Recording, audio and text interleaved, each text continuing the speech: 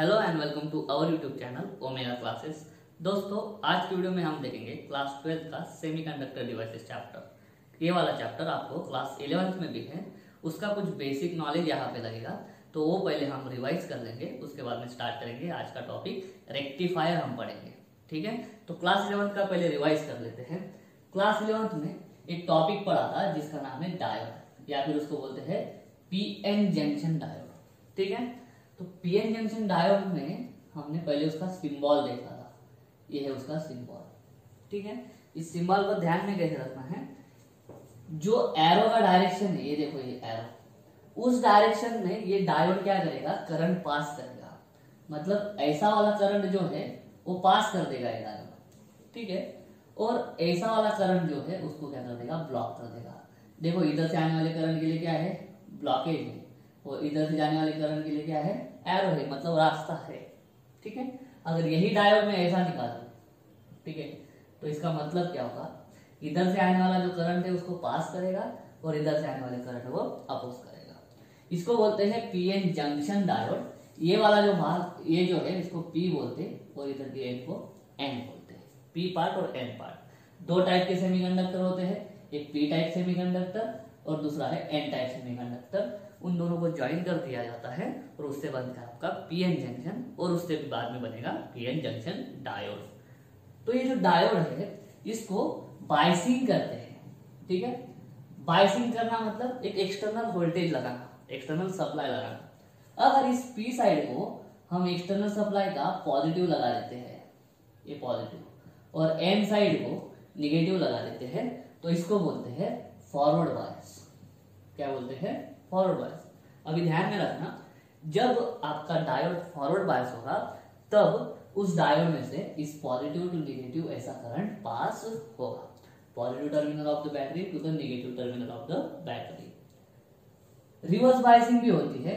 मान लो यही है आपका पीएन जंक्शन डायोड, अगर हम इस वोल्टेज जो लगाया है उसका पोलैरिटी रिवर्स कर देते हैं इस तरह से, इधर नेगेटिव इधर पॉजिटिव, मतलब पी साइड हम नेगेटिव टर्मिनल लगा देंगे बैटरी का, और एन साइड अगर हम पॉजिटिव लगाते हैं बैटरी का, तो इसको बोलते हैं रिवर्स बायस। रिवर्स बायस में ये जो डायोड है इसके अंदर का करंट जीरो होता है, डायोड कंडक्ट नहीं करता। तो ये जो है यहाँ पे डायोड कैसे एक्ट होता है, डायोड कंडक्ट करता है, ठीक है। और इस सर्किट कैसे एक्ट होता है, शॉर्ट सर्किट जैसे, मतलब डायोड के अंदर कुछ रेजिस्टेंस नहीं होता, थोड़ा बहुत रेजिस्टेंस रहता है, लेकिन डायोड आराम से करंट उसके अंदर से पास होने देता है फॉरवर्ड बायस में। लेकिन यहाँ पे डायोड जो होता है वो डायोड इस सर्किट को ओपन कर देता है। तो ये जो डायोड का बायसिंग है ना, ये डायोड की बायसिंग की वजह से हम डायोड को स्विच बोल के भी यूज कर सकते हैं, ठीक है। ये जो स्विचिंग प्रॉपर्टी है डायोड की, कभी करंट को पास करता है, अगर रिवर्स बायस कर दिया उसको तो करंट पास नहीं करेगा, ठीक है। यहाँ पे रेजिस्टेंस बहुत कम ऑफर करेगा, यहाँ पे रेजिस्टेंस बहुत ही ज्यादा ऑफर करेगा। तो ये जो डायोड की स्विचिंग प्रॉपर्टी, कभी करंट को पास होने देना कभी नहीं होने देना, यही प्रॉपर्टी को हम यूज करेंगे आज जो हम रेक्टिफायर पढ़ेंगे उसमें, ठीक है। तो आज का हमारा मेन टॉपिक वही है, 11th का बस आज इतना ही नॉलेज लगेगा, और आज का मेन टॉपिक हमारा है रेक्टिफायर, ठीक है। तो चलिए रेक्टिफायर पढ़ते हैं। तो दोस्तों सबसे पहले रेक्टिफायर होता क्या है, तो रेक्टिफायर एक सिंपल इलेक्ट्रॉनिक डिवाइस है, ठीक है। It is a simple electronic device जो क्या करता है, which converts AC power to DC power. अभी कई बुक्स में ऐसा दिया है AC voltage to DC voltage या AC current to DC current, एक ही बात है। तो दोनों को मिक्स करो तो क्या लिख सकता हूं मैं, एसी पावर का कन्वर्शन वो किसमें करता है, डीसी पावर में। अभी जो एसी पावर है उसको डीसी में करना जरूरी क्यों है, तो एसी सर्किट चैप्टर जब हमने पढ़ा था तो उसमें मैंने आपको बोला था कि जब पावर जो प्रोड्यूस करते हैं, एसी पावर हम प्रोड्यूस करते हैं कोई भी पावर स्टेशन में, कोई भी पावर स्टेशन में एसी पावर प्रोड्यूस होती है। क्यों, तो उसके रीजन भी बताए थे, दो मेन रीजन है। एक बोलते हैं प्रोडक्शन उसका एसी है, ठीक है, और सबसे मेन रीजन है पावर को एसी फॉर्म में प्रोड्यूस करना, उसका रीजन है उसका ट्रांसपोर्टेशन जो है, वो ट्रांसपोर्टेशन जो होता है वो होता है इकोनॉमिकल। इकोनॉमिकल मतलब आसान भी होता है और कम खर्चे में हम एसी पावर को ट्रांसफर कर सकते हैं, ट्रांसपोर्ट कर सकते हैं। ठीक है, क्योंकि क्या है एसी पावर को देखो हम स्टेप अप स्टेप डाउन कर सकते हैं।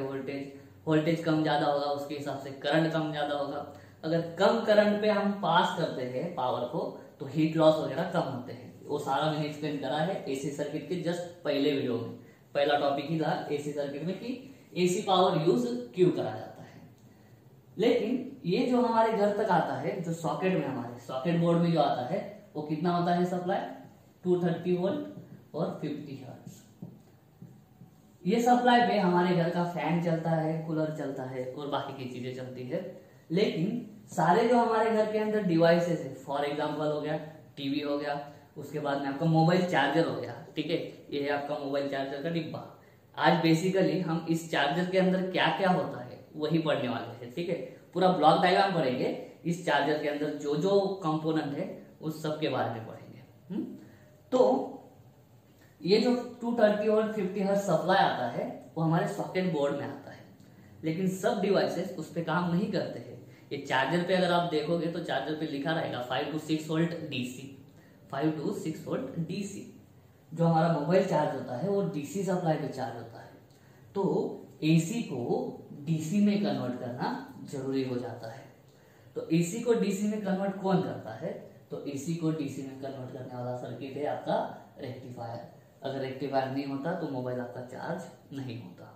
तो आज हम पढ़ेंगे कि रेक्टिफायर कैसे काम करता है, उसको सपोर्टिंग कंपोनेंट्स कौन कौन से हैं, उनका भी सारों का हम एप्लीकेशन या फिर ऑपरेशन हम पढ़ने वाले हैं। रेक्टिफायर के टाइप भी पढ़ेंगे, ठीक है। तो उम्मीद करता हूँ समझ में आ गया होगा कि रेक्टिफायर क्या है। एक इलेक्ट्रॉनिक डिवाइस है, वो कन्वर्ट करता है AC power to DC. AC को डीसी में कन्वर्ट करने की जरूरत क्यों पड़ती है, क्योंकि सारे जो हमारे घर के अंदर इंस्ट्रूमेंट्स है, इक्विपमेंट्स है, वो सारे एसी पे काम नहीं करते हैं। कुछ इक्विपमेंट्स ऐसे हैं वो डीसी में काम करते हैं। तो डीसी पे काम कराने के लिए उनको डीसी देना जरूरी है, इसलिए एसी सप्लाई का डीसी में कन्वर्शन करना बहुत जरूरी है। और उसके लिए कौन यूज होता है, उसके लिए हम रेक्टिफायर यूज करते हैं। तो रेक्टिफायर सर्किट जब बनाते हैं ना तो उसमें डायोड यूज करते हैं। और डायोड क्या है, सेमीकंडक्टर डिवाइस। तो इसलिए जो ये रेक्टिफायर है उसको हम किस में पढ़ रहे हैं, सेमीकंडक्टर डिवाइस में। लेकिन सिर्फ डायोड ही जो है नहीं कि पूरा का पूरा डायोड ही खत्म कर देगा, कि पूरा डायोड जो है पूरे आने वाले एसी को डीसी में कन्वर्ट कर देगा, ऐसा नहीं है। इस डायोड को, इस रेक्टिफायर सर्किट को सपोर्ट करने के लिए बहुत सारे इक्विपमेंट होते हैं दूसरे। हम एक ब्लॉक डायग्राम बनाएंगे जो आपके बुक में भी दी है। वो ब्लॉक डायग्राम थोड़ी शॉर्ट में देख लेंगे, उसके बाद में एक एक डिवाइस का काम देखेंगे, ठीक है।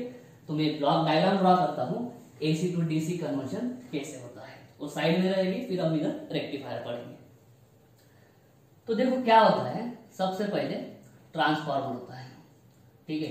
ये जो आपका मोबाइल का छोटा सा डिब्बा है चार्जर, इसके अंदर ही होता है ट्रांसफार्मर। और ट्रांसफार्मर होता है स्टेप डाउन ट्रांसफार्मर, ठीक है। इसको ये जो जगता है हमारा सॉकेट के अंदर, सॉकेट के अंदर जगेगा तो ये जो है इसके थ्रू इसके अंदर कितना सप्लाई जाएगा, इसके अंदर जाएगा 230 वोल्ट 50 हर्ट्ज एसी सप्लाई, ठीक है। अभी आने वाला सप्लाई जो है वो 230 वोल्ट और हमारा चार्जर काम करता है या हमारा जो मोबाइल है वो चार्ज होता है 5 वोल्ट पे। तो इस 230 वोल्ट को किसमें कन्वर्ट करना जरूरी है, 5 वोल्ट में। तो 5 वोल्ट में करने के लिए कौन लगेगा, ट्रांसफार्मर। तो ये जो है हमारा स्टेप डाउन ट्रांसफार्मर है, वो हम सबसे पहले यूज करते हैं। इसको जब आप फोड़ोगे उसके अंदर जो सर्किट निकलेगा उसमें आप देखोगे कि सबसे पहले आपको ट्रांसफार्मर ही दिखेगा, पीले पीले कलर की डिब्बी दिखेगी अंदर, ठीक है। उसके बाद में लगा होता है हमारा रेक्टिफायर। उसके बाद में हमारा लगा होता है रेक्टिफायर, सही है, ढंग से नहीं लिख रहा हूं मैं, खड़ा लिखता हूं पूरा, रेक्टिफायर, ठीक है। रेक्टिफायर के बाद में हमारा लगता है फिल्टर सर्किट। सब देखेंगे हम, खाली पहले ब्लॉक डायग्राम लिख देता हूं, फिल्टर सर्किट। फिल्टर सर्किट के बाद में लगेगा फाइनल, वो लगेगा वोल्टेज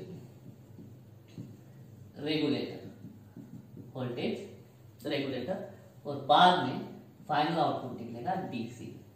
आने वाला है हमारा इनपुट एसी और फाइनली हमें आउटपुट में मिलेगा डीसी, ठीक है। ये जो ब्लॉक डायग्राम है इसको आपको ध्यान में रखना है।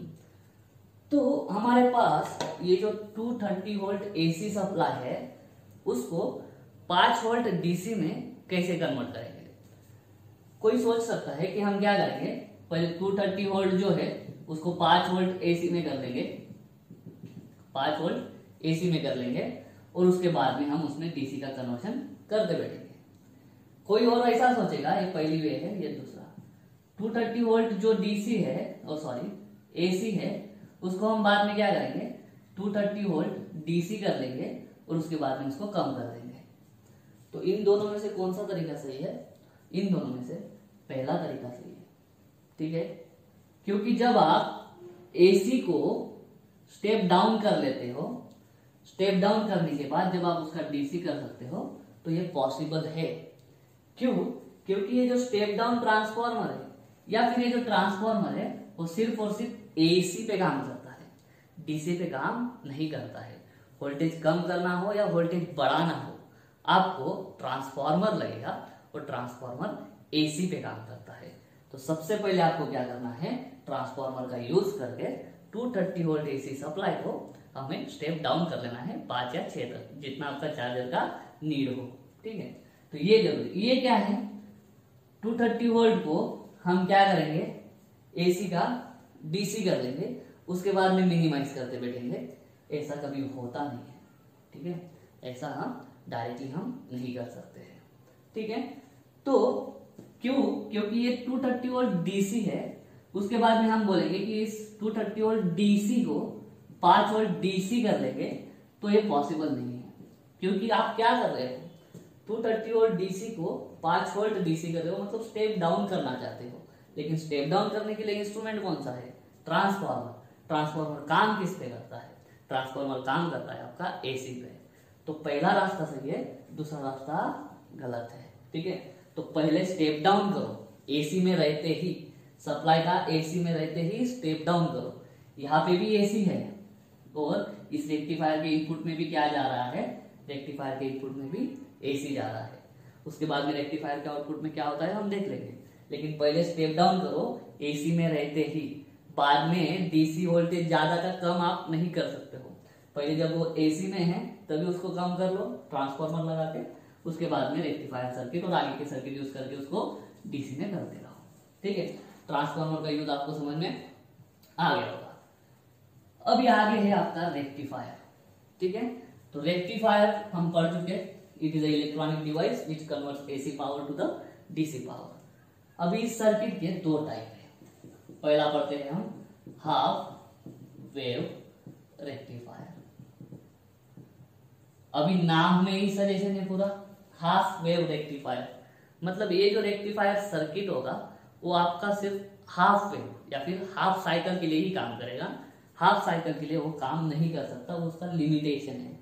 हाफ वेव रेक्टिफायर जो है वो सिर्फ पढ़ने के लिए पढ़ेंगे, ठीक है, उसका यूज नहीं है प्रैक्टिकल। लेकिन जब तक आपको हाफ वेव नहीं समझेगा आप फुल वेव नहीं समझ सकते हो। फुल वेव और ब्रिज रेक्टिफायर, ये दो रेक्टिफायर बहुत ज्यादा यूज होते हैं।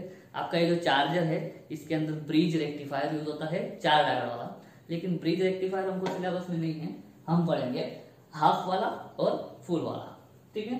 तो पहले है हाफ वेव रेक्टिफायर, मैं इसकी डायग्राम बना देता हूँ, ठीक है, आपको दिख रहा है।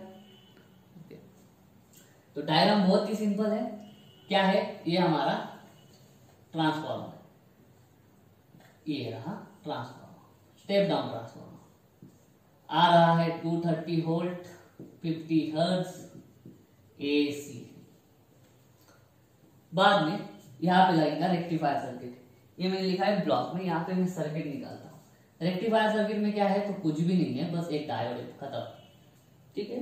और आउटपुट निकालने के लिए एक लोड है, ठीक है, ये लोड है, इसको बोलते हैं लोड रेजिस्टेंस, जिसके यहाँ से हम क्या निकाल सकते हैं बाहर, जिसके यहाँ से हम बाहर निकाल सकते हैं आउटपुट। अभी डायोड का सिंबल हमने देखा, ये पी टाइप है, ये एन टाइप है, सही है। मान लो यहाँ पे एक पॉइंट ले लिया हमने ए, पोटेंशियल कंपेयर करने के लिए यहाँ पे पॉइंट ले लिया। अभी इसका वर्किंग समझते हैं। आ रहा है हमारा 50 वोल्ट एसी सप्लाई इस तरह से, ये हमारा 50 वोल्ट एसी। अभी एसी और डीसी के बीच में डिफरेंस समझ के चलना होगा आपको। ये जो है ये डीसी है, ओ सॉरी ये जो है ये एसी है, ये वाला सप्लाई क्या होगा, ऐसा जो आउटपुट है ये जो है इसको हम एसी नहीं बोलेंगे। एसी की थोड़ी बहुत प्रॉपर्टीज है इसमें, वैल्यू कांस्टेंट नहीं है, लेकिन इसको हम एसी नहीं बोलते हैं, इसको हम डीसी बोलते हैं। और डीसी भी कौन सा, पल्सेटिंग डीसी। ठीक है, एसी का मतलब समझ के चलो, एसी सप्लाई में क्या होता है, पोलैरिटी रिवर्स होती रहती है। पोलैरिटी क्या होता रहेगा, रिवर्स होता रहेगा। यहाँ पे पोलैरिटी रिवर्स नहीं है, सप्लाई हमारा क्या है, सप्लाई हमारा पॉजिटिव है, नेगेटिव सप्लाई क्या है, यहाँ पे एब्सेंट है, नेगेटिव साइकिल एब्सेंट है। ये एसी है, ये एसी नहीं है। सही है, नहीं तो हमको क्या है, डीसी का एक ही ग्राफ मालूम है, ये वाला, इसको बोलते हैं प्योर डीसी। और हमें चाहिए भी है, हमें चाहिए भी है। वोल्टेज रेगुलेटर के आउटपुट में हमको यही मिलेगा, लेकिन हम इसको एसी नहीं बोल सकते। ठीक है, हाँ एसी की कुछ प्रॉपर्टीज है इसमें, लेकिन ये पूरा एसी नहीं है, ये पूरा डीसी भी नहीं है, इसको हम बोलते हैं पल्सेटिंग डीसी। जब हमारा करंट किसी लोड में से एक ही डायरेक्शन में जाता हो, अगर करंट हमारा एक ही डायरेक्शन में जा रहा है तो उसको हम डीसी करंट बोलेंगे। भले वैल्यू उसकी कम ज्यादा हो सकती है, लेकिन करंट की डायरेक्शन अगर चेंज नहीं हो रही है तो वो एसी नहीं है, तो वो एसी नहीं है। ऐसा अगर करंट दिखा तो इसको ना एसी मत बोल देना, इसको क्या बोलना, पल्सेटिंग डीसी बोलना, क्योंकि यहाँ पे करंट की वैल्यू कम ज्यादा हो रही है। करंट ऐसा ही फ्लो हो रहा है, ऐसे फ्लो होते हुए उसकी वैल्यू कम ज्यादा हो रही है, लेकिन डायरेक्शन उसका यही रहेगा, डायरेक्शन ऐसा नहीं होने वाला। एसी में क्या होता है, ऐसा भी फ्लो होता है, ऐसा भी फ्लो होता है, ऐसा ऐसा चलते रहता है, 1 सेकंड में 50 बार, 1 सेकंड में 50 बार, लेकिन यहाँ पे वैसा नहीं होगा। डीसी और एसी के ग्राफ में कंफ्यूज नहीं होना है। ठीक है, तो हमने दे दिया इसको प्योर एसी, ये रहा। अभी मान लो ये पहली हाफ साइकिल है, ये यहां से इतनी पूरी साइकिल है, तो ये पॉजिटिव हाफ साइकिल बोलेंगे, इसको कौन सी हाफ साइकिल बोलेंगे, निगेटिव, एक साइकिल कंप्लीट। मान लो पहले जो है वो पॉजिटिव हाफ साइकिल आई है, पहले पॉजिटिव हाफ साइकिल जो आएगी उसकी वजह से क्या हो जाएगा, ए पॉइंट प्लस हो जाएगा और बी पॉइंट माइनस। कैसे, ये डायोड है हमारा, सही है। पहले पॉजिटिव हाफ साइकिल में क्या होगा, ऐसी होगी पोलैरिटी, दूसरे हाफ साइकिल में क्या होगा, दूसरे हाफ साइकिल में पोलैरिटी हमारी ऐसी हो जाएगी, माइनस प्लस। फर्स्ट में क्या हो रहा है, फर्स्ट हाफ साइकिल में, ठीक है, पॉजिटिव हाफ साइकिल में हमारा ए पॉइंट जो है वो पॉजिटिव है और पी क्या है, निगेटिव। तो ये किसके साथ में कनेक्ट है, पी के साथ में, तो पी के साथ में क्या कनेक्ट हो गया, पॉजिटिव। बी किसके साथ में कनेक्टेड है, एन के साथ में, तो एन के साथ में क्या कनेक्ट हो गया, निगेटिव। जब पी के साथ पॉजिटिव और एन के साथ निगेटिव कनेक्ट होता है तब डायोड क्या हो जाता है, फॉरवर्ड बायस। तो मैं यहां पे लिखता हूं कि पॉजिटिव हाफ साइकिल में क्या हो रहा है, पॉजिटिव हाफ साइकिल में ए हमारा पॉजिटिव है, बी पॉइंट जो है हमारा निगेटिव है, उसकी वजह से क्या हो रहा है, डायोड डी जो है वो है फॉरवर्ड बायस। डायोड डी क्या हो गया, फॉरवर्ड बायस। अगर डायोड डी फॉरवर्ड बायस है तो फॉरवर्ड बायस जब होता है वो क्या करता है, it allows current to pass through it, उसमें से करंट पास वो होने देता है। ठीक है, तो यहां से इतने टाइम के लिए वोल्टेज आपका बढ़ रहा है तो करंट भी आपका बढ़ेगा, ओम्स लॉ, और वोल्टेज जब डिक्रीज होगा तो करंट भी डिक्रीज होगा, उसके हिसाब से इधर हमको आउटपुट मिलेगा। तो इतना करंट, जो करंट ये डायोड इसमें से पास होने देगा वही करंट इसमें से जाएगा, वही करंट जब इसमें से जाएगा तो इस लोड में से जाने वाला करंट, ओके, और into resistance, current into resistance क्या, वोल्टेज। तो हमें यहाँ पे क्या मिलेगा, आउटपुट वोल्टेज। आउटपुट वोल्टेज हमें मिलेगा ऐसा, थोड़ा सा कम रहेगा लेकिन चलेगा। ठीक है, निग्लेक्ट कर देते हैं लॉस को। तो लॉस को अगर निग्लेक्ट कर देंगे ना तो ये जो इधर सप्लाई है, ठीक है, ये 230 वोल्ट 50 हर्ट्ज है, मान लो यहाँ पे क्या कर दिया हमने, ट्रांसफार्मर ने 5 वोल्ट एसी कर दिया, तो ये 5 वोल्ट के करीब ही आएगा, थोड़ा सा कम हो सकता है लेकिन 5 वोल्ट हम जनरली मान सकते हैं। तो यहाँ पे कितना है, 5 वोल्ट। अभी क्या होगा, negative half cycle, negative half cycle नीचे का दिख रहा है आपको, ओके। निगेटिव हाफ साइकिल में क्या होगा, अभी पोलैरिटी ऐसी हो जाएगी, पी साइड पे कौन कनेक्ट हो जाएगा, निगेटिव, मतलब ए आपका निगेटिव हो जाएगा और बी आपका क्या हो जाएगा, पॉजिटिव। ए निगेटिव, बी पॉजिटिव, तो उल्टा कनेक्शन। पी के साथ निगेटिव और एन के साथ पॉजिटिव, तो ए निगेटिव बी पॉजिटिव, तो उसकी वजह से क्या होगा, ये जो डायोड है ये डायोड क्या हो जाएगा, डायोड डी आपका रिवर्स बायस हो जाएगा, और डायोड डी जब रिवर्स बायस हो जाता है डज नॉट क्या करंट उसमें से पास नहीं होने देता। तो इस डायोड में से करंट पास नहीं होगा तो इस लोड में से करंट पास नहीं होगा, और लोड में से करंट पास नहीं होगा तो लोड हमें आउटपुट नहीं देगा। तो ये जो निगेटिव हाफ साइकिल है, निगेटिव हाफ साइकिल में हमको कुछ भी आउटपुट नहीं मिलता। ठीक है, अगर आपने 11th में ढंग से पढ़ा होगा कि रिवर्स बायस में भी थोड़ा सा रिवर्स करंट फ्लो होता है, लेकिन वो रिवर्स करंट जो है ना वो माइक्रो एम्पियर में होता है। माइक्रो एम्पियर यहाँ पे आउटपुट में हम मेजर भी नहीं कर सकते हैं। ठीक है, तो उस माइक्रो एम्पियर को हम क्या करेंगे, निग्लेक्ट कर देंगे। तो ये है हमारा पॉजिटिव हाफ साइकिल के लिए आउटपुट, और ये है हमारा निगेटिव के लिए। वापस क्या होगा, वापस ये देखो आपकी पॉजिटिव आ जाएगी, जैसे ही वापस पॉजिटिव आई वापस ये पॉजिटिव हो जाएगा और बी निगेटिव हो जाएगा, फिर से पी के साथ पॉजिटिव लग जाएगा, एन के साथ निगेटिव लग जाएगा, मतलब डायोड फॉरवर्ड बायस हो जाएगा। डायोड फॉरवर्ड बायस होगा तो करंट पास होगा, इसमें से भी करंट पास होगा, आउटपुट मिलेगा इस तरह से। ठीक है, वापस निगेटिव हाफ साइकिल में बंद, वापस पॉजिटिव हाफ साइकिल में चालू। इस तरह से हमारा हाफ वेव रेक्टिफायर हमको आउटपुट देता है। आउटपुट में अगर हम देखेंगे ढंग से तो यहाँ पे निगेटिव हाफ साइकिल है, मतलब पोटेंशियल जो है हमारा प्लस मैक्सिमम भी जा रहा है और निगेटिव भी जा रहा है, मतलब पोलैरिटी वो उल्टी कर रहा है। ठीक है, बहुत बार 1 सेकंड में 50 बार। लेकिन आउटपुट देखो, आउटपुट में सिर्फ आपको पॉजिटिव दिखेगा, निगेटिव नहीं दिखेगा। तो यहाँ पे क्या है, ये जो आपका सप्लाई है, आउटपुट सप्लाई, वो अपनी पोलैरिटी रिवर्स नहीं करता है, पोलैरिटी रिवर्स नहीं करता है। और हर बार जब भी आपका इस लोड में से करंट पास होगा उसका डायरेक्शन हमेशा ऐसा ही रहेगा, तो यूनिडायरेक्शनल करंट फ्लो होगा और वोल्टेज भी अपनी पोलैरिटी नहीं चेंज करेगा। ये किसकी प्रॉपर्टी हुई, ये प्रॉपर्टी हुई डीसी की। तो हम बोलेंगे कि एसी का कन्वर्जन हमने डीसी में कर दिया है। अब इस ग्राफ को आपको ढंग से देखना है, ये पूरा का पूरा डीसी नहीं है, अभी भी इसमें कुछ एसी की प्रॉपर्टी है। उसको रिमूव कैसे करते हैं वो फिल्टर सर्किट हम देखने वाले हैं, वो बाद में पढ़ते हैं। अभी के लिए आपको सिर्फ इतना वेवफॉर्म ध्यान में रखना है। ठीक है, तो हाफ वेव रेक्टिफायर का ग्राफ कैसे बनेगा, अगर मान लो ये आपका इनपुट सप्लाई है इस तरह से। ठीक है, तो हमारा डायोड जो है वो आउटपुट कब कब देगा वो हमको देखना है। ये हमारा आउटपुट, ये इनपुट है, ये है आउटपुट, ये 230 वोल्ट है इनपुट पूरा। ठीक है, या फिर क्या करते हैं, डायोड को कितना दे रहे हैं, 5 वोल्ट दे रहे हैं ना, चलो 5 वोल्ट दे दो, डायोड का इनपुट ले लेते हैं 5 वोल्ट। पॉजिटिव हाफ साइकिल के लिए हमारा डायोड ऑन है, फॉरवर्ड बायस है, तो पॉजिटिव साइकिल में आउटपुट वो देगा, निगेटिव साइकिल में आउटपुट नहीं देगा, वापस पॉजिटिव साइकिल में देगा, निगेटिव में नहीं देगा। तो दोस्तों इसमें क्या हो रहा है, ये ढंग का नहीं है सर्किट। क्यों, क्योंकि ये जो निगेटिव हाफ साइकिल है वो तो हमारे पास सप्लाई में इधर आ रहा है, लेकिन ये उसको पास नहीं कर रहा है। मतलब ये जो डायोड है ना, ये निगेटिव हाफ साइकिल यूज नहीं कर रहा है। तो ऐसी बहुत सारी निगेटिव हाफ साइकिल हमारी क्या हो रही है, निगेटिव हाफ साइकिल हमारी लॉस हो रही है।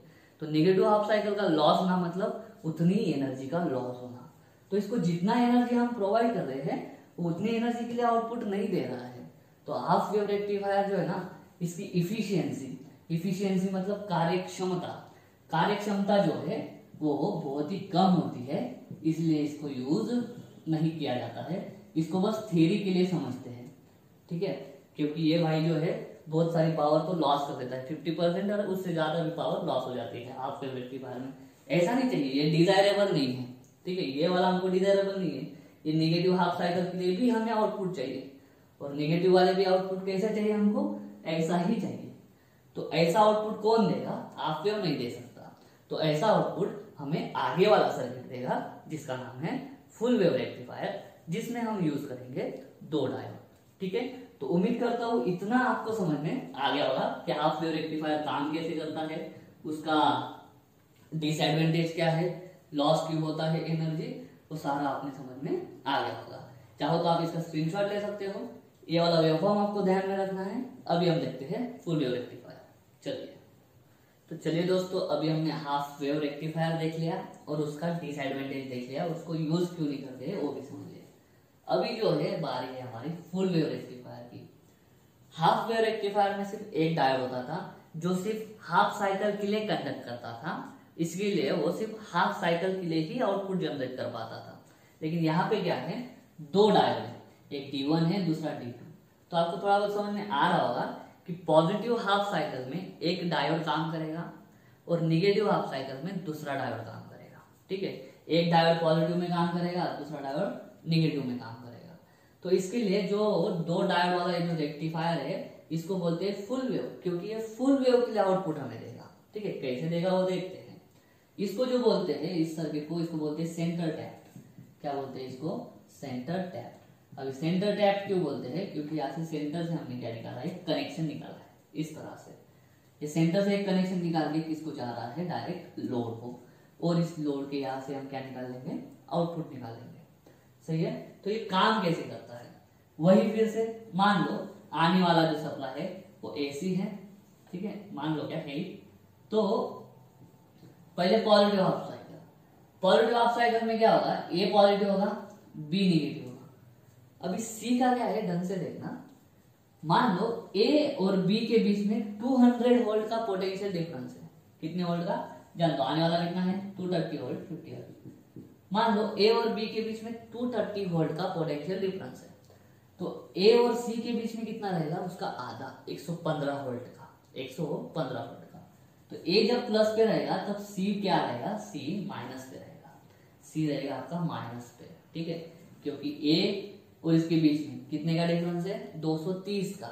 ठीक है, या फिर इसने स्टेप डाउन कर दिया है ना, तो अगर स्टेप डाउन कर लिया, मान लो 5 वोल्ट आउटपुट दे रहा है, ठीक है, 10 वोल्ट दे रहा है, 10 वोल्ट आउटपुट में से ये 5 वोल्ट इसके साथ में होगा, इन दोनों के बीच में डिफरेंस होगा 5 वोल्ट सॉरी, और इन दोनों के बीच में होगा डिफरेंस 5 वोल्ट।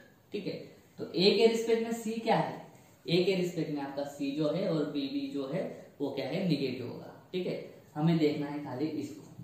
ठीक है, A पॉजिटिव है, B निगेटिव है। तो ऐसे होने के कारण क्या हो जाएगा, ये जो पहला डायोड है D1 इसके P के साथ में पॉजिटिव कनेक्ट है, ओके, और ये निगेटिव इसके थ्रू किसमें कनेक्ट है, इधर कनेक्ट है। तो पहला डायोड जो है वो फॉरवर्ड बायस हो जाएगा। दूसरे डायोड के बारे में क्या, तो देखो B निगेटिव है, तो यहाँ पे P पे क्या लगा है, P पे निगेटिव लगा दिया है, तो D2 क्या हो जाएगा, D2 आपका रिवर्स बायस हो जाएगा। D2 रिवर्स बायस हो जाएगा तो D1 कंडक्ट करेगा, D2 शांत बैठेगा, D2 में से करंट पास नहीं होगा। तो हम देखते हैं positive half cycle. Positive half cycle में क्या हो रहा है, देखो A जो है, A पॉजिटिव, B निगेटिव, इसकी वजह से D1 जो होगा वो फॉरवर्ड बायस होगा और D2 जो होगा, D2 हो जाएगा रिवर्स बायस। ठीक है, क्योंकि देखो P की साइड पे क्या लगा है, निगेटिव। अगर ऐसा उल्टा कनेक्शन होता है तो रिवर्स बायस, या फिर P के साथ में पॉजिटिव है तो ये फॉरवर्ड बायस। तो D1 जो है वो कंडक्ट करेगा, D2 will not conduct, D2 में से करंट पास नहीं होगा। लेकिन आउटपुट में हमें करंट चाहिए, तो आउटपुट में करंट कैसे पास होगा देखना।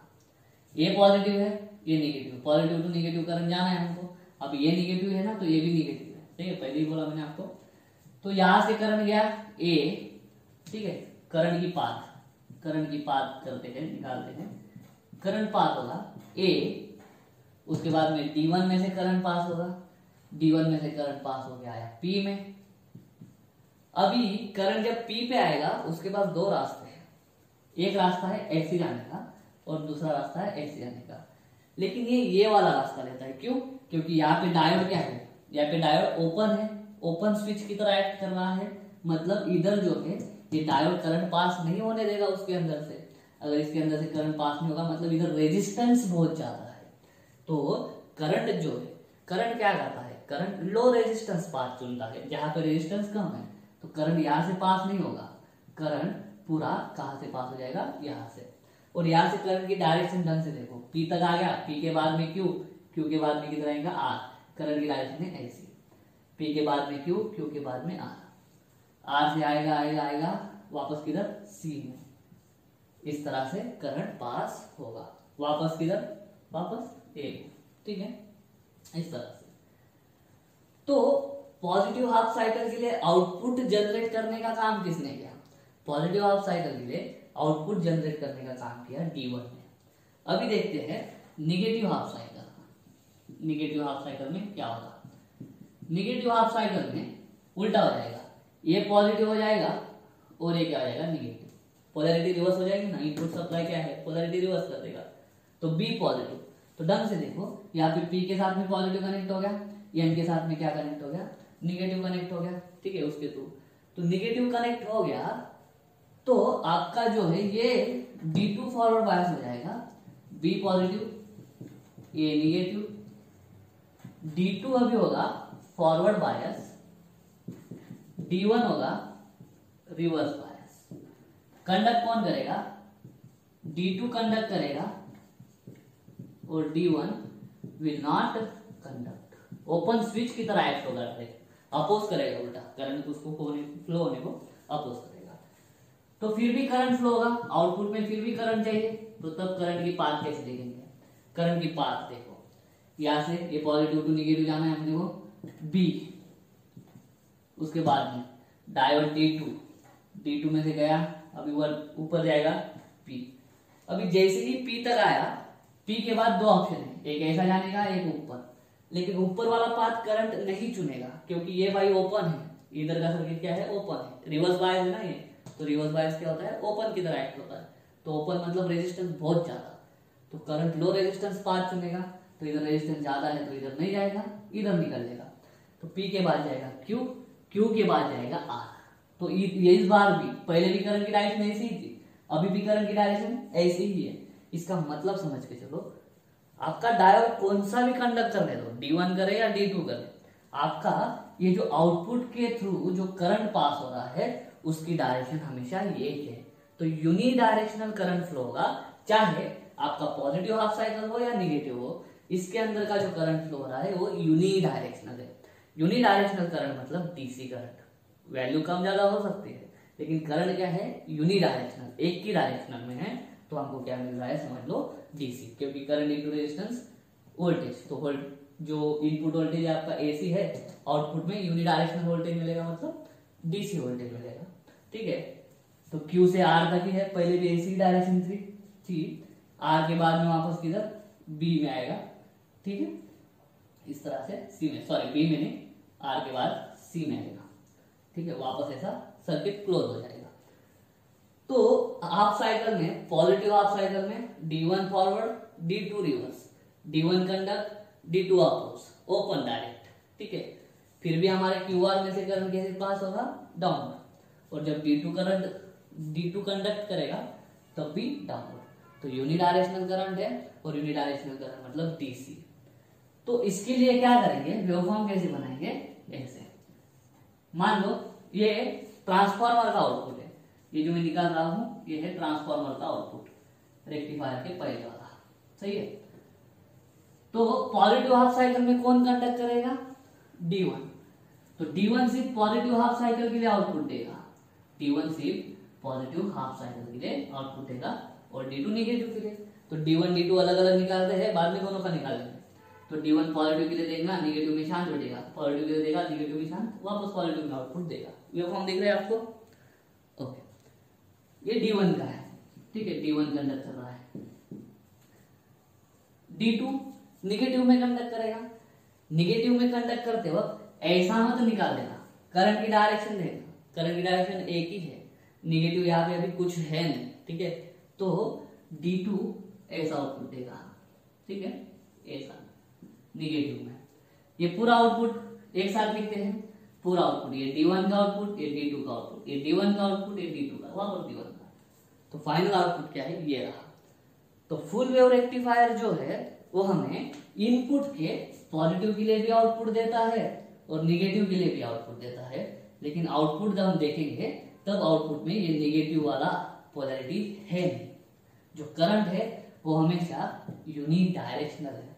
तो यूनि डायरेक्शनल करंट है मतलब कौन सा सप्लाई हो गया? वो डीसी सप्लाई हो गया, सही है। तो अभी ये तो हो गया कि फिर फुल वेव रेक्टिफायर जो है उसकी एफिशिएंसी ज्यादा है, फुल वेव रेक्टिफायर ही हम यूज करते हैं, हाफ वेव रेक्टिफायर हम यूज नहीं कर सकते क्योंकि full wave rectifier full wave के लिए आउटपुट देता है, और हाफ वेव रेक्टिफायर जो था वो सिर्फ हाफ वेव के लिए हमें आउटपुट देता था। तो ये आपको समझ में आ गया होगा, ऐसे मैं उम्मीद करता हूँ। और उसके बाद में हम पढ़ेंगे फिल्टर, उसके बाद में हम पढ़ते हैं फिल्टर। तो देखो यहाँ तक आउटपुट कैसे है, ये है हमारा एसी, ठीक है, ये ट्रांसफार्मर है, और ये रेक्टिफायर का इनपुट है। ट्रांसफार्मर का आउटपुट, रेक्टिफायर का इनपुट। ट्रांसफार्मर क्या कर देगा, ये जो बड़ा है इसको ऐसा छोटा कर देगा, ठीक है, इसको छोटा कर देगा ऐसा। रेक्टिफायर के आउटपुट में क्या मिल रहा है, फुल वेव के रेक्टिफायर में ऐसा मिल रहा है, लेकिन ये पूरा का पूरा डीसी है क्या, तो नहीं। तो इसको हमको धीरे धीरे डीसी बनाना है।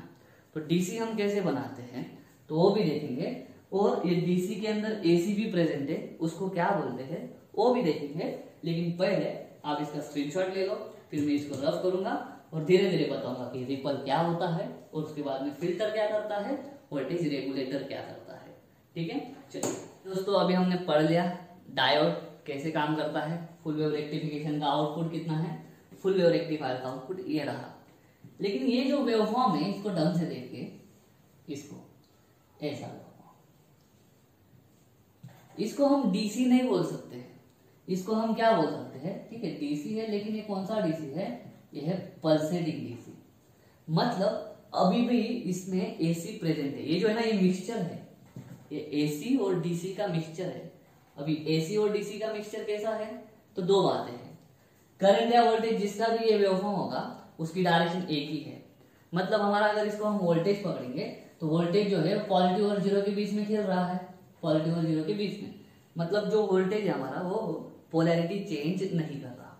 अगर पोलैरिटी चेंज नहीं कर रहा है तो ये क्या हो गया, डीसी सप्लाई। क्योंकि पोलैरिटी चेंज कब होती है, जब सप्लाई होता है अल्टरनेटिंग, मतलब एसी। यहाँ पे एसी नहीं है, ठीक है। करंट के बारे में बोलेंगे तो करंट भी एक ही डायरेक्शन है, एक ही डायरेक्शन में कम ज्यादा हो रहा है, लेकिन यूनिडायरेक्शनल है तो डीसी है। लेकिन एसी का क्या प्रेजेंट है, हमको डीसी का, प्योर डीसी का ग्राफ ए रहता है, ठीक है। मतलब करंट हमें यूनिडायरेक्शनल भी चाहिए और उस तरह से स्टेडी भी चाहिए। कैसा चाहिए हमको करंट, स्टेडी। तो यूनिडायरेक्शनल वाली डीसी की प्रॉपर्टी है, लेकिन स्टेडी वाली जो प्रॉपर्टी है डीसी की वो अभी तक हम इसमें नहीं ला पाए हैं। तो डीसी की प्रॉपर्टी कितनी है, आधी ही है। और बाकी ये जो कंटिन्यूअस वैल्यू चेंज होते रहता है, ये कंटिन्यूअस वैल्यू चेंज होना, ये किसकी प्रॉपर्टी है, ये एसी की प्रॉपर्टी है। तो ये जो रेक्टिफायर के आउटपुट में आया है ये पूरा का पूरा डीसी नहीं है, सही है। ये क्या है आपका पल्सेटिंग डीसी, मतलब ये मिक्सचर है एसी और डीसी दोनों का। लेकिन हमको चाहिए क्या, डिजायरेबल क्या है, हमको चाहिए सिर्फ डीसी। तो हमें क्या करना है, हमें इसको फिल्टर करना है। फिल्टर कैसे करेंगे, तो उसका सर्किट है आगे। लेकिन फिल्टर काम क्या करता है, फिल्टरिंग का काम करता है। हमारा फिल्टर क्या करेगा, एसी एसी हटा देगा और डीसी डीसी पास होने देगा, जो डीसी हमको चाहिए, ठीक है। तो उसको पढ़ने से पहले, फिल्टर को पढ़ने से पहले एक टर्म पढ़ते हैं, रिपल। अभी रिपल मतलब क्या, रिपल मतलब presence of AC in the output of rectifier. हमें डिजायरेबल क्या है, हमें रेक्टिफायर के आउटपुट में डिजायरेबल था कि डीसी मिले, लेकिन डीसी नहीं मिला है, डीसी नहीं मिला है। डीसी के अंदर अब भी हमें क्या मिला है, थोड़ा बहुत एसी मिला है, सही है। तो एसी का प्रेजेंट होना किसके अंदर, रेक्टिफायर के आउटपुट के अंदर, उसको हम क्या बोलते हैं, रिपल, ठीक है। और उसको डिफाइन करने के लिए एक फैक्टर है, उसको बोलते हैं रिपल फैक्टर, ठीक है। रिपल फैक्टर मतलब क्या, डीसी के अंदर एसी का प्रेजेंट होना, डीसी के अंदर एसी का। अभी एसी कितना प्रेजेंट है, अभी एसी कितना प्रेजेंट है, तो एसी की हम एवरेज वैल्यू नहीं निकालते हैं, एसी की हम कौन सी वैल्यू निकालते हैं, एसी की हम आरएमएस वैल्यू। तो इसको फॉर्मूला कैसे बनेगा, RMS value of AC component जो कि हमारे रेक्टिफायर आउटपुट में प्रेजेंट है, टू द डिजायरेबल क्या है हमारा, डीसी अपॉन डीसी कंपोनेंट, सही है। तो हमें जो डिजायरेबल चाहिए डीसी वो कितना है, और जो अनडिजायरेबल है एसी वो कितना है, उन दोनों का रेशियो ले लो, वो रेशियो आपको क्या देगा, वो रेशियो आपको रिपल फैक्टर की वैल्यू देगा। रिपल फैक्टर अगर ज्यादा है तो समझ जाना आपका रेक्टिफायर अच्छा नहीं है, चेंज करो। अगर रिपल फैक्टर कम है तो रेक्टिफायर आपका अच्छा है। मतलब less ripple factor means good और इफेक्टिव रेक्टिफायर। ये चीज आपको ध्यान में रखनी है। Less ripple factor means good और इफेक्टिव रेक्टिफायर। और रिपल फैक्टर कैसे निकालते हैं? इस फॉर्मूले से RMS value of AC component upon value of DC component. DC कितना है? तो ये रिपलिंग कम करने के लिए, ये रिपल फैक्टर कम करने के लिए, चाहो तो स्क्रीनशॉट ले लो। तो इस रिपल को कम करने के लिए हमें एक सर्किट यूज करना पड़ता है। वो सर्किट है फिल्टर सर्किट। बहुत ही छोटा सर्किट है, दो ही कंपोनेंट है, एक है कैपेसिटर और दूसरा है रेजिस्टेंस। स्क्रीनशॉट ले लो, फिर फिल्टर सर्किट एक्सप्लेन करता हूं। तो दोस्तों रिपल जो है उसको रिमूव करने के लिए फिल्टर सर्किट यूज होता है, ठीक है। तो फिल्टर सर्किट क्या करेगा? फिल्टर सर्किट आपका ये जो मिक्सचर है एसी और डीसी दोनों का, उसमें से एसी को हटा देगा और जो हमको चाहिए डीसी चाहिए वो डीसी देगा आउटपुट में। कैसे? अभी मान लो ये रेक्टिफायर का आउटपुट है। रेक्टिफायर का आउटपुट क्या है? रेक्टिफायर का आउटपुट है ये वाला, ठीक है, ये वाला, ये रेक्टिफायर का आउटपुट है, ठीक है। उसके बाद में हम क्या करेंगे? इस रेक्टिफायर आउटपुट के यहाँ पे एक कैपेसिटर लेंगे और एक हाई वैल्यू रेजिस्टेंस लेंगे, ठीक है। और इसके यहाँ पे क्या निकालेंगे हम? आउटपुट। इसको बोलेंगे फिल्टर आउटपुट। ये कैपेसिटर, ये है हाई वैल्यू रेजिस्टेंस। अब ये काम कैसे करता है? ये जो है एसी डीसी का मिक्सचर है, हमको आउटपुट में क्या चाहिए? DC, pure DC. ये भी आपको प्योर डीसी नहीं दे पाएगा क्योंकि आगे वाला ब्लॉक नहीं लगेगा फिर, है ना। सॉरी। तो देखना, देखो ये जो पूरी हाफ, ये जो है इसको पूरी हाफ साइकिल बोलते हैं, एक साइकिल बोलते हैं। इतना जो है इतना है हाफ साइकिल और इतना भी है हाफ साइकिल। लेकिन यहां से इतना जो पोर्शन है इतना वाला, इसको बोलते क्वार्टर साइकिल, इसको बोलते दूसरी क्वार्टर साइकिल, इसको बोलते तीसरी क्वार्टर साइकिल और इसको बोलते फोर्थ क्वार्टर साइकिल। ये पूरे हाफ साइकिल में कितनी क्वार्टर साइकिल है? 4। यहाँ पे ये एक क्वार्टर साइकिल, ये दूसरी, ये तीसरी, ये चौथी, ऐसा, ठीक है। ये ध्यान में रखना है। देखो क्या होगा, हमारा इनपुट है ऐसा, इस फिल्टर को इनपुट है, इस फिल्टर को इनपुट कौन है? रेक्टिफायर का आउटपुट। रेक्टिफायर का आउटपुट ऐसा है। अभी क्या होगा, इसको एक्सप्लेन करने के दो तरीके हैं। कैपेसिटर जो है उसका रेजिस्टेंस नहीं होता, उसका क्या होता है? रिएक्टेंस। और उस रिएक्टेंस का फॉर्मूला आपने देखा होगा 1/2π। अभी ध्यान दो, ये जो कैपेसिटर है, ये कैपेसिटर जो है वो एसी को पास करता है, एसी को पास, और डीसी को ब्लॉक करता है। क्यों? हमने एसी सर्किट्स में पढ़ा है। जो डीसी होता है उसका फ्रीक्वेंसी बहुत कम होता है। फ्रीक्वेंसी कम होता है, वो कम फ्रीक्वेंसी वाली टर्म इधर डाल दो, जो भी कम फ्रीक्वेंसी, डिनोमिनेटर कम होने के कारण ये बढ़ जाता है। और डिनोमिनेटर फ्रीक्वेंसी कम कब होती है, या फ्रीक्वेंसी जीरो कब होती है? डीसी मतलब क्या? फ्रीक्वेंसी जीरो के करीब।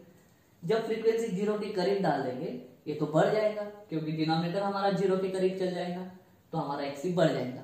एक्सी मतलब क्या? Opposition offered by capacitor. तो कैपेसिटर ने ऑफर किया हुआ अपोजिशन बढ़ गया, तो इसमें से आपका डीसी पास नहीं होगा। हाँ, लेकिन एसी को पास होने देगा, क्योंकि एसी में फ्रीक्वेंसी होता है, फ्रीक्वेंसी जीरो नहीं होती है, कुछ ना कुछ वैल्यू होती है फ्रीक्वेंसी की। तो 1/, ये जो है पूरा एक्सी क्या हो जाएगा? कम। एक्सी कम मतलब कैपेसिटर का अपोजिशन कम। अपोजिशन कम मतलब कैपेसिटर में से एसी आराम से पास हो सकता है। तो कैपेसिटर क्या करता है? ये जो एसी प्लस डीसी का मिक्सचर है, इसमें से एसी खींच लेता है, एसी खींच लेगा, तो डीसी किधर गया? डीसी आगे निकल जाएगा। डीसी फिर रेजिस्टेंस में से पास होगा, क्योंकि रेजिस्टेंस को कोई लेना देना नहीं होता है, ठीक है। एसी या डीसी दोनों को पास करता है, तो रेजिस्टेंस में से डीसी पास होगा। ये जो डीसी करंट है उसको रेजिस्टेंस से मल्टीप्लाई करो, आपको डीसी वोल्टेज मिल गया। ये है आपका सिंपल एक्सप्लेनेशन फिल्टर सर्किट का, ठीक है। लेकिन आपके बुक में थोड़े अलग तरीके से दिया है, वही लेना जरूरी है। आप सिंपली उसको ऐसे ध्यान में रख सकते हो। ठीक है, नेक्स्ट तरीका क्या है? नेक्स्ट तरीका है आपको वेवफॉर्म के हिसाब से समझना होगा। तो देखना, ये फर्स्ट क्वार्टर साइकिल के ये जो है एसी सप्लाई है, कैपेसिटर ये आरसी फिल्टर में एसी इनपुट जाएगा, एसी प्लस डीसी दोनों है, तो इसमें से एसी जाएगा, इसमें से डीसी जाएगा, यहां तक तो है। ये जो है जब यहां से यहां तक जाएगा हमारा वोल्टेज, तो धीरे धीरे जैसे जैसे वोल्टेज बढ़ेगा वैसे वैसे ये कैपेसिटर के अंदर से जाने वाला करंट भी बढ़ेगा। जब वोल्टेज मैक्सिमम होगा तब कैपेसिटर क्या होता है, हाँ कैपेसिटर की प्रॉपर्टी क्या है, कैपेसिटर चार्ज और डिस्चार्ज होता है। तो जैसे जैसे करंट बढ़ेगा इसके अंदर से जाने वाला, कैपेसिटर चार्ज होने लग जाएगा, कैपेसिटर चार्ज होने लग जाएगा। और जब एक पहली क्वार्टर साइकिल कंप्लीट हो जाएगी तब वोल्टेज मैक्सिमम होगा, तो ये भी मैक्सिमम वैल्यू, इसको बोलते हैं वीपी मतलब पीक वैल्यू। ये जो कैपेसिटर है वो भी पीक वैल्यू तक चार्ज हो जाएगा। तब तक इसमें से डीसी हमारा पास हो रहा है रेजिस्टेंस में से। उसके बाद में क्या होगा, उसके बाद में हमारा ये जो है वोल्टेज ड्रॉप होने लग जाएगा। ठीक है, क्योंकि एसी डीसी का मिक्सचर है, तो एसी की वजह से हमारा वोल्टेज कम हो रहा है। तो इसके अंदर का वोल्टेज कम होगा क्या, तो इसके अंदर का वोल्टेज भी कम होगा। तो इसके अंदर का करंट कम होगा क्या, इसके अंदर का करंट भी कम होगा। लेकिन कम हो कब तक होगा, जैसे ही हमारा करंट यहां से जीरो होने लग जाएगा, ये हमारा कैपेसिटर का वोल्टेज जीरो नहीं होता है, वोल्टेज जीरो नहीं होता है। करंट जैसे जैसे कम कम होने लग जाता है, ये कैपेसिटर ऑलरेडी हमारा कितना वोल्टेज तक चार्ज हो चुका है। जब हमारा ये इनपुट था ये वीपी तक था, हमारा कैपेसिटर भी वीपी तक चार्ज हो चुका था।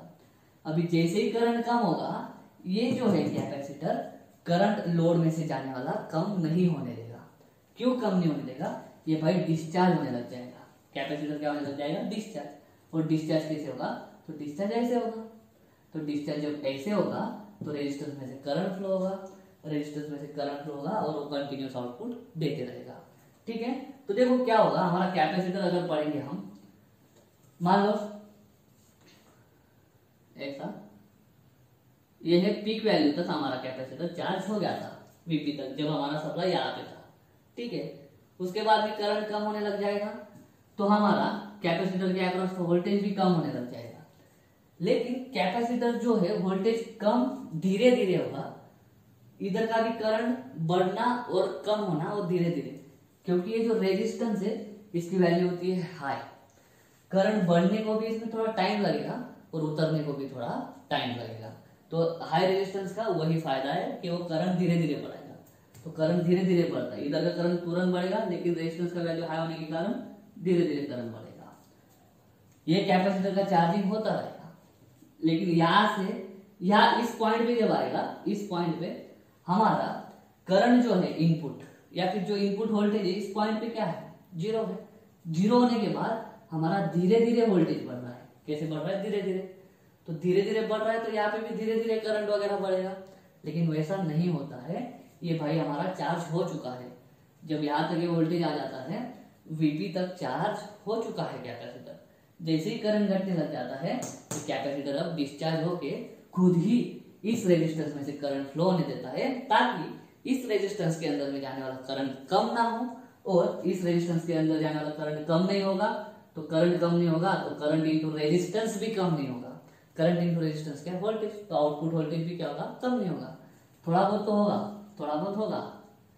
जैसे ही यहाँ तक आएगा वापस क्या होगा, कैपेसिटर पूरा डिस्चार्ज नहीं हुआ है, लेकिन तब तक ये जब उसका करंट मेंटेनिंग रखने की कोशिश करता है तब तक टाइम चला जाता है।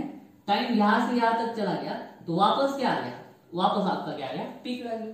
वापस से कैपेसिटर पीक तक क्या होगा, पीक वैल्यू तक चार्ज हो गया। और जैसे ही करंट कम होने लग जाएगा वापस कैपेसिटर डिस्चार्ज होकर इसमें करंट मेंटेन करेगा। वापस कुछ टाइम के लिए करंट मेंटेन करेगा। देखो यहाँ पे कैपेसिटर यहाँ तक आ गया, उसका डिस्चार्ज वोल्टेज वहां तक, वापस टाइम फिर यहाँ तक हो गया, टाइम यहाँ तक हो गया, तो कैपेसिटर वापस यहाँ तक चार्ज हो गया। ठीक है, पूरा वीपी तक चार्ज हो गया। अभी करंट कम हो रहा है तो इधर का करंट तुरंत कम नहीं होगा, कैपेसिटर कम नहीं देगा, धीरे धीरे करंट कम होगा। वापस यहाँ तक आते हो क्या हो गया, इतना टाइम हो गया। इतना टाइम मतलब वापस इनपुट वोल्टेज बढ़ गया, वापस वो क्या करेगा, कैपेसिटर को Vp तक चार्ज कर देगा, तो ऐसा चलता ही रहेगा। तो ये वाला आउटपुट मिलेगा, ये वाला आउटपुट आपको मिलेगा फिल्टर के आउटपुट में, ऐसा वाला आउटपुट आपको मिलेगा। लेकिन ये वाला आउटपुट भी जो है ये पूरा का पूरा आपका प्योर डीसी नहीं है, ठीक है, समझ में आ रहा होगा।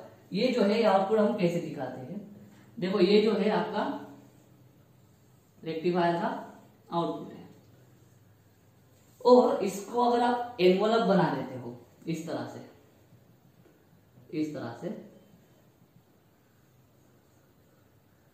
ये जो है एनवलप, ये जो है ऊपर एनवलप लिफाफा डाल दिया, मान लो कोई रिबन डाल दी ऊपर से, तो ये रिबन जैसे इसे रेस्ट करेगी वैसे वाला आउटपुट हमें यहाँ पे मिलेगा। तो इसको बोलते हैं एनवलप वोल्टेज या एनवलप आउटपुट बोलते हैं। तो जो फिल्टर है उसके आउटपुट में हमें ऐसा मिलेगा। लेकिन ये अभी भी जो है अभी भी पूरा का पूरा प्योर डीसी नहीं है। तो पूरा डीसी कैसे होगा, तो ये फिल्टर आउटपुट को, ये फिल्टर आउटपुट क्या है, फिल्टर आउटपुट हमारा ऐसा बहुत ज्यादा बता रहा हूँ, इतना नहीं होता है फ्लक्चुएशन, बहुत कम होता है। इस फिल्टर आउटपुट को किस में दे दो, एक वोल्टेज रेगुलेटर होता है, एक आईसी होता है छोटा सा वोल्टेज रेगुलेटर देते थे, उसको बोलते थे, उस वोल्टेज रेगुलेटर में दे दो इसको, फाइनली हमको क्या मिल जाएगा, फाइनली हमको डीसी मिल जाएगा। तो ये सारा प्रोसेस होता है आपका मोबाइल के चार्जर की इस डिब्बे में छोटे से। इसको अगर आप खोलोगे आपको ट्रांसफार्मर दिखेगा, ब्रिज रेक्टिफायर दिखेगा, आरसी फिल्टर दिखेगा, और बाद में वोल्टेज रेगुलेटर भी दिखेगा। वो सब होगा आपके इस छोटे से डिब्बे में, और आपका मोबाइल चार्ज होते रहेगा। इस तरह से ये पूरी प्रोसेस है जो हम एसी पावर को डीसी में कन्वर्ट कर देते हैं। तो दोस्तों उम्मीद करता हूँ आज का वीडियो अच्छा लगा होगा। अगर ऐसा है तो वीडियो को लाइक करो, वीडियो को शेयर करो, चैनल को सब्सक्राइब कर देना। मिलता हूँ नेक्स्ट वीडियो में, तब तक के लिए जय हिंद।